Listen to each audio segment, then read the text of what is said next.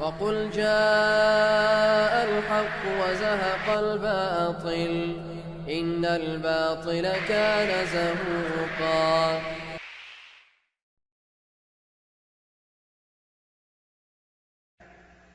لا تتكلم بغير علم، لا تتسلق العلم من غير أبوابه، لا تأخذ العلم من غير أهله.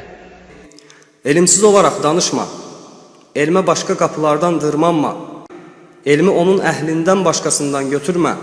لا تكتفي بالكتب تطالعها تزعم أنك صرت عالم تحفظ ولا تفقه، ما يكفي الحفظ، لازم من الفقه والمعرفة. Yalnız oxuduğun kitablarla kifayətlənmə. Elə zənn edirsən ki, artıq alim olmusan, əzbərləyirsən, amma başa düşmürsən. Təkcə əzbərləmək kifayət deyil, gərək başa düşəsən, qavrayasan.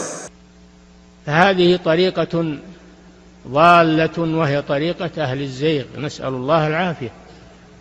Bu yol azğın yoldur, xəstəlik əhlinin yoldur. Allah'tan salamatlıq diləyirik. فعلى شبابنا وفقهم الله عليهم أن يهتموا بهذا الأمر.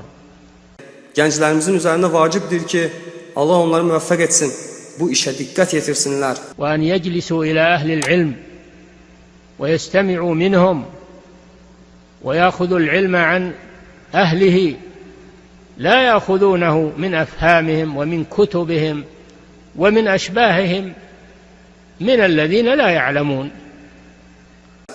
Elm əhlinin yanına gedib oturmalıdırlar, onlardan dinləməlidirlər və elmi əhlindən götürməlidirlər. Yoxsa ki, bilməyənlərin fəhimlərindən, ağıllarından və ya kitablarından və ya onlara bənzər olanlardan götürməməlidirlər. لو هدانا الله لهديناكم سيقولون هذا يوم القيامة لو هدانا الله لهديناكم. Əgər Allah bizi doğru yola yönəltsəydi, biz də sizi doğru yola yönəldərdik. Onlar qiyamət günü bunu deyəcəklər. فيا إخوان تنبهوا لهذا، تنبهوا لهذا، وفقنا الله وإياكم لصالح القول والعمل. Və ey qardaşlarım, buna diqqət yetirin.